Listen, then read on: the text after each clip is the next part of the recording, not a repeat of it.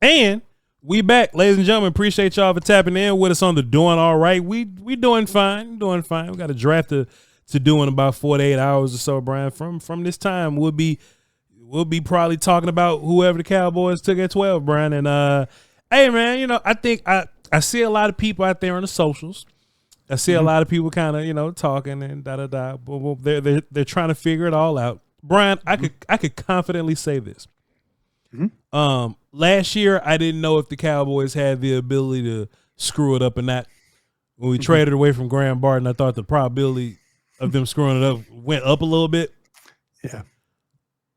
Assuming that they don't draft Michael Williams, Bryan Broaddus, I think no matter who we walk away with, I think we'll be fine. Yeah. We may not be elated. We may not be a 10. But at least I feel confident that we'll walk away with a good player. And walking into this show that we're doing, Brian, I was ready to examine, pontificate. I was ready to figure it all out, man. But I have submitted to the Joneses and their propagandists. And whatever happens at 12 on Thursday, Brian, I'm ready for it. I was ready to come in here and ask you, oh, man, offensive line got to be the pick now, Brian. Yeah. But maybe them saying offensive line so much gives me the idea that it may not be offensive line at 12. Now, maybe they do want offensive line in day 2 or something, but maybe not as well. I don't know, bro. I'm sick of thinking about it. I'm ready to draft, Brian. Yeah, and I'm with you on this. I'm in that mode right now where I'm trying to figure out what's going to happen. I think I have an idea at 5. I need to figure out Raiders at 6. Carolina, though, at 8 is another one I need to figure out. And then Saints at 9. I'm kind of working on those. I have an idea with the Saints, what I think they might take. But if I could figure out kind of what's ahead, I'm trying to do my best to navigate potentially with McMillan not being on the board. And I'm trying to see I clearly think that the Raiders are in play at 6. I was even hearing, potentially Carolina at 8 and the Saints at 9. I know Jacksonville was a team that earlier people were talking about. I think Jacksonville is going to take the runner. I think they're going to take Ginty. Yeah. I really do. So I gotta try and find a way to kind of navigate ahead and see where this thing could fall. Got a couple more days, got phone calls to make tonight, hopefully get some more information back. But I'm still fighting it. But I'm preparing for that receiver not to be there. Sure. So McMillan. We had the draft show today, and Kyle asked us to do a 3-round, just a quick mock of who we think. And I didn't do it on what I would do, because me, I'd take Simmons and we'd probably be on our way. But I took Will Johnson, and I said, if I want to believe that it's not, I don't think it's close between McMillan and Golden. And I mean close as far as where they are in their stack. And that whole thing with them saying that their board's done, kind of made me chuckle a little bit. Lying. But I don't think their stack, I don't think Golden and McMillan are close. And I think there's some players between those guys that those two. And so I don't think this is a slam dunk if McMillan's off the board that it's Golden. Could be wrong, but to me, it just seems like that they've got guys between.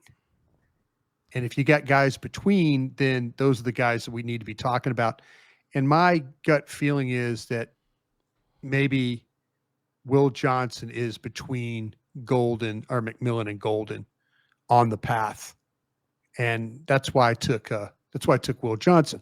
Corner's an absolute need here and going forward. So I felt like that's probably what they would do. Me personally, I've talked about this a bunch. I've got players above, And I thought it was really interesting, and I really appreciate Kyle Yeomans asking this question today, because I asked him to do it. I asked him the question about length, and Schottenheimer answered it about how I was hopeful that I was hopeful that he would. I wanted Kyle to ask the question to Will McClay, is what I wanted, but Schottenheimer ended up answering the question, and he started talking about length and this, that, and I'm like, okay. So to me, I was trying to eliminate guys like Barron and others, see where they're at. Yeah. But I think if McMillan's not there, I think they're going to take Will Johnson. I know this is going to get clipped, and Broaddus said this, and it's just a gut feeling. I mean, I haven't talked to anybody over there about it, but I've kind of gone to that point of like, I think I wouldn't be surprised if they had Ibuka above Golden. Yeah. Wouldn't be surprised one bit. So to me, I think the Golden talk is all great because he's a really good football player. But I just think there's probably some players as we get closer, there's some players between what they have with McMillan and what they have with Golden that they'll probably consider. They might even consider Booker, who was a 30 visit, and then if they want to fix that right guard spot, there they go. Plug and play, and let's go play. My top 10 is as follows, Brian. Hunter, Carter, Jante, Graham. McMillan is at 5. Simmons at 6. Yeah. Golden is at 7. Yeah. Booker is 8. But I have Ibuka at 9. Yeah. And I didn't consider Ibuka in this conversation because I didn't think the Cowboys would like him. He's a top 10 player on my board. Sure. Top 10 player on my board. I would love to have him. I just hearing you say that it's a possibility that they have him a little higher than some other teams. That's actually a shocker to me, Brian. I got him higher than Membo. I got Membo down here at 13 here. Brian. Yeah. So I just think it's a lot of directions we can go. I think some of it's nonsense though. I think some of the directions that it could go is just fluff and just chumming the water, Brian. But I'm just looking at this board, man. I don't see how they could walk away with Will Johnson and Mykel Williams, Brian, bro, with all these guys on the board here. Yeah, I do, and that's my Will Johnson discussion that I have. I have better corners. I've also got some better players. Yeah. But Voch, you and I have done a really good job, and I'm going to say this, of presenting the players we like. It could be totally different from, and likely it is. Likely it is. They probably have Mykel Williams higher. They likely have Will Johnson higher. The proof is going to be if they draft one of those players and, that Will Johnson doesn't play up to the level, or Mykel Williams doesn't play up to level, or it could be, heck, that Tet McMillan doesn't play up to those levels. Sure. That's what's really unique about the draft. And hopefully, but I am in my mind, I've come to the grips of that they probably have a couple of these guys a lot higher.